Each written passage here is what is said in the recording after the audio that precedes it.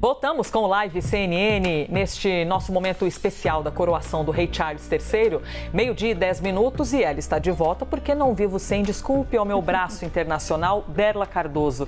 Já está de volta por aqui. Derla, eu imagino que as repercussões internacionais da coroação e mais do que isso, as comparações sejam muito grandes, né? Porque a gente acompanhou, viu e viveu toda a história da Rainha Elizabeth, que contava ali com uma empatia, ela tinha um carisma diferente. E agora o rei Charles tentando imprimir alguma conexão com o povo, mas a popularidade não é tão alta. Só para a gente ter uma ideia, a Priscila trouxe alguns números, mas 1 a cada 3 britânicos acha que a monarquia não tem que mais existir. Então, o desafio principal de Charles é justamente manter essa monarquia de pé, Elisa. Como ele vai fazer isso? Ele está tentando já trazer a monarquia um pouco mais para perto, a representatividade, porque Charles assumiu o trono num Reino Unido completamente diferente do Reino Unido que a Rainha Elizabeth assumiu há 70 anos. Hoje a população é muito mais diversa, a gente tem muitos descendentes de imigrantes também de vários países, de várias religiões. Quando a Rainha Elizabeth assumiu o trono, a população britânica era majoritariamente branca e protestante. A gente tem um outro grupo completamente diferente, um outro cenário. Totalmente, e isso acaba trazendo bastante repercussão. E até você falou que esse levantamento diz respeito a cada 3 britânicos, é isso? Britânicos? 1 a cada 3 britânicos. 1 a cada 3 britânicos. Mas você poderia ter, às vezes a pessoa tem uma simpatia pelo Charles, mas acha que isso já é coisa do passado, de puxa vida, a gente está em 2023 e ainda existe toda essa estrutura de coroa, de família real e diante da história, e olha ali, Camilla Parker, para quem gostaria de ter visto Diana viver esse momento, e não exatamente Camila, tudo bem que a tragédia, né, fez o curso da história mudar, mas eles já estavam separados quando Diana morreu. Charles e ela não estavam mais casados. Então, isso acabou trazendo pitadas a mais de emoção para dentro da família real, não é, Derla?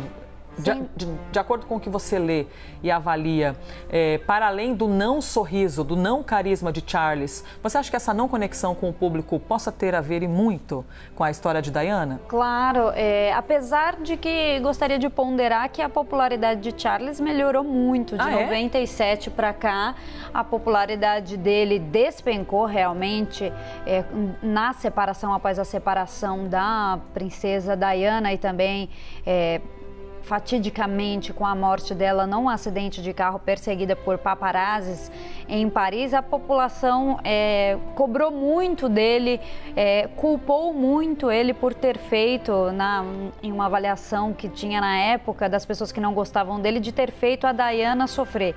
Isso muito porque, Elisa, a Diana era uma figura de carisma natural.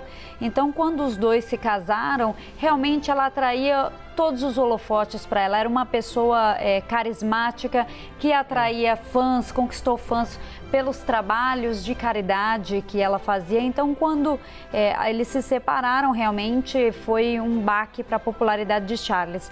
Agora, falando um pouquinho da Rainha Camila, se você me permite, só para a gente fazer uma espécie de justiça aqui com ela, o público foi se acostumando realmente com o tempo com ela. Muitos analistas dizem que ela, na verdade, é até uma pessoa muito gente boa, que tem conquistado a cada mais anos fãs para si própria, muito por conta dos trabalhos de caridade que ela faz. Ela tem uma postura muito voltada para instituições que trabalham e ajudam a combater a violência doméstica. Então, as atuações dela na parte de caridade também a fizeram uma pessoa muito respeitada. E a gente lembra que a Rainha Elizabeth, pouco antes de morrer, deu a bênção para que Camila fosse chamada de Rainha Camila. Ela fez essa espécie de consolidação da bênção dela para a mulher de Charles. É interessante você trazer essas características da personalidade da princesa Diana, por exemplo, porque Diana não cresceu dentro de uma família real. Ela era uma pessoa comum, né? Alguém que vivia ali, apesar de ter alguma proximidade com esse ambiente londrino e tal, seria uma pessoa normal que foi inserida dentro da família real. Então, naturalmente, ou não.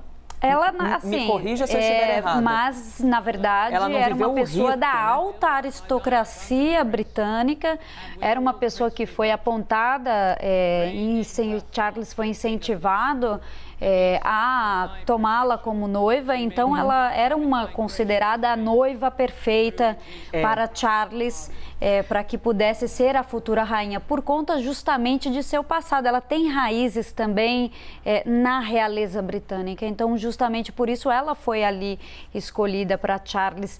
A gente vê até que no noivado deles, Charles deu aquela fatídica fala que o jornalista pergunta: vocês estão apaixonados? E o Charles a Diana responde prontamente: claro. E ele responde: o que é que se entenda de amor? É isso, estamos.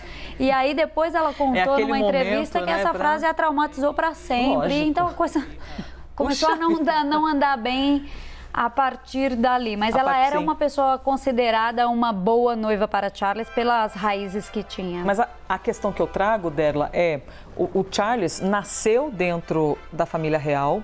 E você tem uma rotina que é diferente de qualquer outra criança, de qualquer outro adolescente, de qualquer outro adulto. Então, naturalmente, você é tomado por essa postura constante de sou uma pessoa aqui vestindo essa capa de futuro rei da Inglaterra. A Diana, por mais que ela tivesse já um envolvimento ali de uma proximidade, sim, claro, de ser uma mulher perfeita, ela tinha ali umas características, ela era mais viva, né? Tinha mais cor na Diana. Tanto que, se a gente observar Rainha Elizabeth, o carisma, quando a Rainha Elizabeth assume o trono, ela era jovem, então ela trazia ainda traços de uma juventude, né? Até uma timidez, que sempre foi muito tímida, um sorriso diferente. O que a gente vê hoje é um homem adulto, de uma idade já avançada e que já não carrega esse carisma da personalidade ou até da jovialidade, diferente da mãe dele, quando foi coroada com 20 e poucos anos. E isso acaba formando, né, todo esse contexto do rei Charles. Claro, a Rainha Elizabeth foi coroada muito jovem e naquele contexto de reconstrução da Europa, reconstrução do Reino Unido. Então, muitos britânicos viram justamente ali uma esperança, uma espécie de unidade, que é o que o monarca britânico deve representar. É o papel da unidade no Reino Unido. É uma figura que unifica tudo, unifica o que é ser britânico. E o papel mais importante de Charles é justamente manter o Reino Unido. Esse é o grande papel dele, é sustentar a monarquia e, é claro, garantir que o herdeiro, que haja uma sucessão ao trono depois dele. Pois é, e todo o trabalho que continua daqui para frente, Derla, na rotina do rei, desde a morte da Rainha Elizabeth, automaticamente no segundo seguinte, ele já é tido como rei, porque você não fica com esse local vago, não existe, né, um vácuo de poder, não existe realmente. Um vácuo, mas somente hoje que ele viveu, de fato, essa coroação. Por que essa janela entre o falecimento da Rainha Elizabeth e a coroação de Charles? Pois é, isso é curioso e tem muito a ver com a história mesmo da monarquia britânica, porque a gente dizia que não pode haver um vácuo.